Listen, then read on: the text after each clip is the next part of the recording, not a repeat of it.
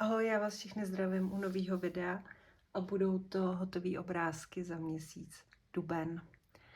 Nestihla jsem jich moc v tom dubnu, ale o to víc jsem si každý z nich užila, musím říct. Ten čas ubývá, jak se dělá venku hezky a jsme víc venku a jsou jiné povinnosti, ale tak nějak o to víc prostě mě to baví, to malování. A prostě štve mě to, no, že ten čas není, ale tak to je, to se nedá svítit a znáte to určitě všichni.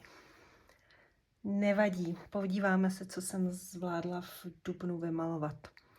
Jako první tady mám moji každoměsíční knížku a to je teda Klára, Oslava života.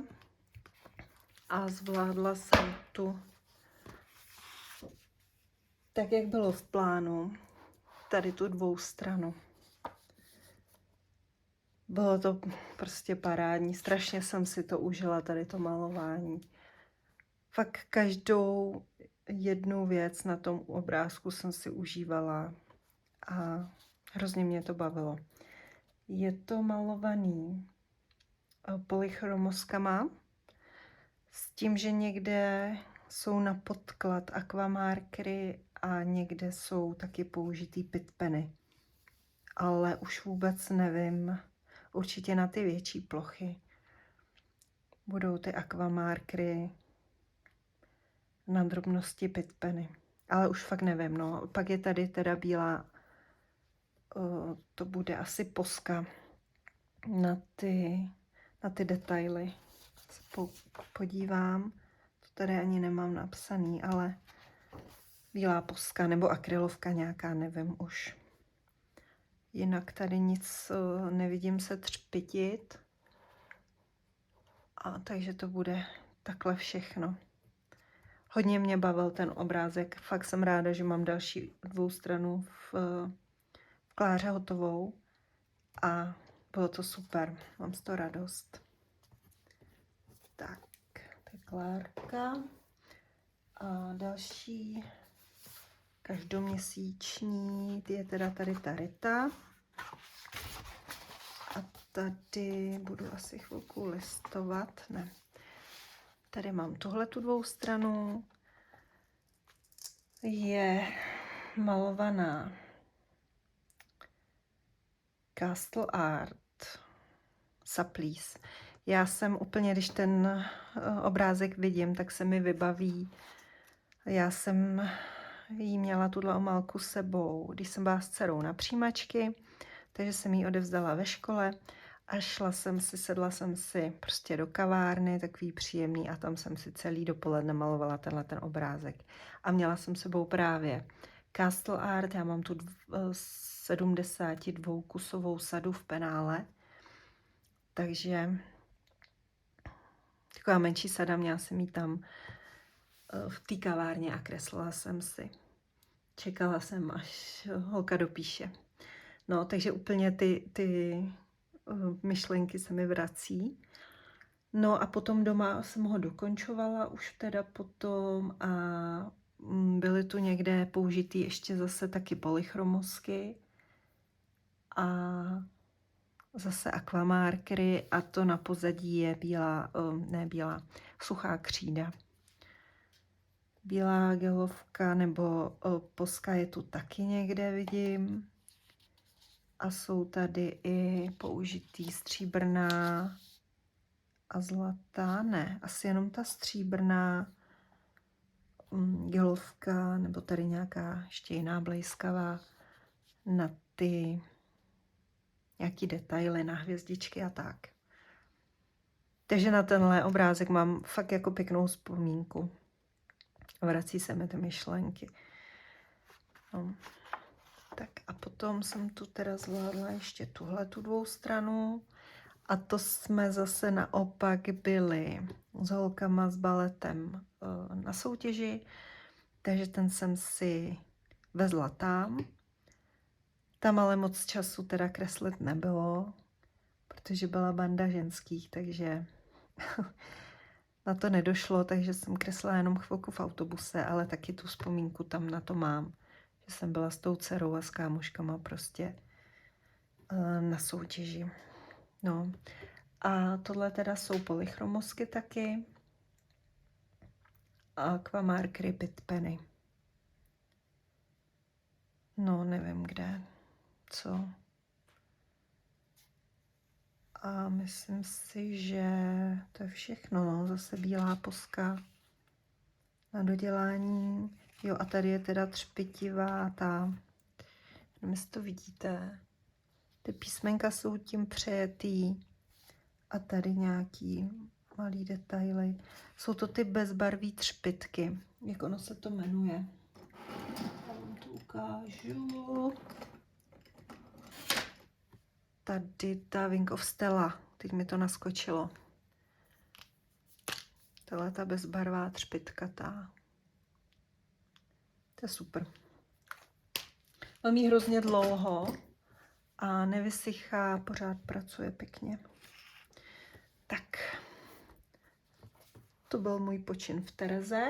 Ne v Tereze, v Rytě. Mně se furt tyhle dvě ženský pletou. Tak, Terezu tu mám teď. A tady Country Charm, to byla omálka, ve který jsem ještě od začátku roku nekreslila, takže jsem tam chtěla udělat nějaké obrázky. A vybrala jsem teda tady ten. Použitý jsou tu aquamarkery a polykolorky. Musím říct, že ty polykolorky jsem tu měla po delší době. Někdy možná v lednu jsem s nima naposled kreslila, nevím. Ale hrozně jsem se s nima nadřela. Byla to fakt fuška. No, ale s obrázkem jsem docela spokojená. Jo, zase bílá poska na detaily. A potom mám ještě tohleto.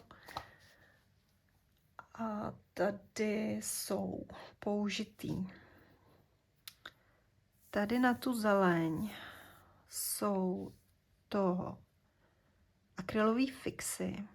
S tím, že s tím prostě zase bojuju nějak a snažím se tomu přijít na kloup, jak je používat, ale moc mi to nešlo. Je to trošku asi dostínovaný pastelkou, jestli se nepletu. Jo. A potom dál jsou tu zase aquamarkery na podklad a pak jsou tu použitý pastelky Chroma Flow od Derwentu a Drawingy. Potom zase někde Pit Penny. Já to mám vytažený a prostě když je potřeba, tak si s nima pomáhám. No a potom zase spoustu bílý tý posky. A to je všechno. Asi. Ano. Na rámeček. To bych řekla, že je Pit Pen. Tak. Byla Tereza, udělala jsem tu 2 obrázky a chtěla bych pokračovat i v květnu. Potom další knížka, ve které jsem od začátku roku ještě neměla čmárnuto, je tady ten, já tomu říkám Nový Sagor od Emelie. Hrozně jsem se na ní těšila a došlo na ní až teď v dubnu. A tady jsem teda zvládla tenhle jediný obrázek, takový jakoby ještě velikonoční. A tady mám použitý na pozadí rozmitý neokolory. Potom obrázek samotný je prismama. Myslím, že ano, prismama. Potom jsou tu někde na detaily použitý tyhle, to už mi přišly. Měla jsem objednaný. Tyhle, jak oni se jmenujou? Tyhle ty Languo. Akrylový gelovky, acrylic gel pen. No, tak jsem pár tady těch platíček kolik jich tu je? Po 6 zkusila objednat. A už jsou teda tady někde použitý v tom obrázku. Jo, jsem s tím docela spokojená. mám, jestli jsem teda správně pochopila, já mám ty s tím silnějším hrotem.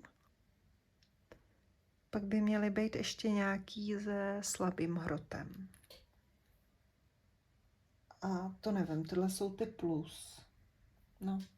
A jo, malou docela hezky i na pastelky mi chytají, takže za mě lepší než normální gelovky, protože bílé gelovky mi na pastelky skoro vůbec nechytají. A tyhle ty světloučky jsou skoro jako bílý. A ještě i možná to vypadá líp přirozenějc, než úplně ta bílá na nějaký ty světlé věci. Takže jo, jsem s tím docela spokojená. A takže to jsou prismy, přesto teda tady někde ty Languo. A potom ještě to pozadí se mi moc nezdálo těma neokolorama, tak jsem ho ještě přesto dala suchý pastel křídy modrou zelenou. A je to takový výraznější díky tomu a víc se mi to líbí. No, to je všechno. Teď tu mám jeden obrázek, tady ten rozkreslený, ale ten bude hotový určitě až v květnu. Dneska je 30. Za chvilku odcházím na májku a určitě už nic vymalovat nestihnu. Tak. Poslední strana, nebo teda dvoustrana, se mi podařila vymalovat tady v téhle knížce Stranger Things. A to byl mazec, no. Tady je zase toho tolik spláskaného dohromady. Na pozadí neokolory, přesto ještě prismy, nebo takhle, obrázek celkově je prismama, kromě nápisu, to jsou akrylový fixy.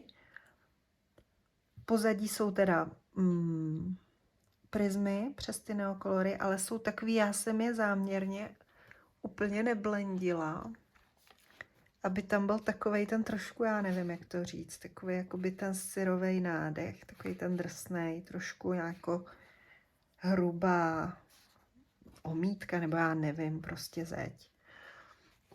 Asi, možná si rozumíme. A no, tohle obrázek jako takový je taky prismama. Tady zase nějaký ty Languo, bych řekla. A to je všechno, jo. Možná byly někde zase akvamarkry tady taky na pozadí. Nicméně celý je to přesto teda prismama a jo, bylo to super. A na to, že to je docela velký, docela jako dvoustrana a docela velký plochy a tak to byla docela rychlovka. Docela fufr hotový, takže a neskutečně mě to teda bavilo. Měla jsem problém fakt od toho odejít, od tady toho obrázku. Tak jsem ráda, že mě napad vůbec, že jsem si do něj pustila, protože to úplně nebylo plánovaný a dopadlo to takhle. Tak jsem fajn.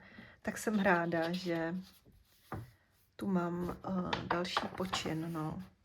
A chtěla bych jít po řadě, tak pak by mě tady čekal tenhle. A docela bych ho chtěla sfouknout v květnu, protože takovej nemusel by být až tak náročný. Ale uvidíme, no. Ten čas prostě fakt teď to bude na štíru, no, s tím časem. Ale říkám, o to víc mě to baví a fakt snažím každou chvilku si najít a malovat, no. Takže to je mých pár dubnových obrázků. Já doufám, že se vám aspoň trochu líbily. Těším se na vaše vymalované obrázky. Jsem zvědavá, jak zvládáte nebo nezvládáte. Když se dělá hezký počasí, prostě nás to spíš táhne ven, asi bych řekla všechny, no. A těším se zase u dalšího videa, kterým budou asi teda nejspíš hotový obrázky za květen. Snad nějaký budou. Mějte se hezky, malujte a díky. Ahoj.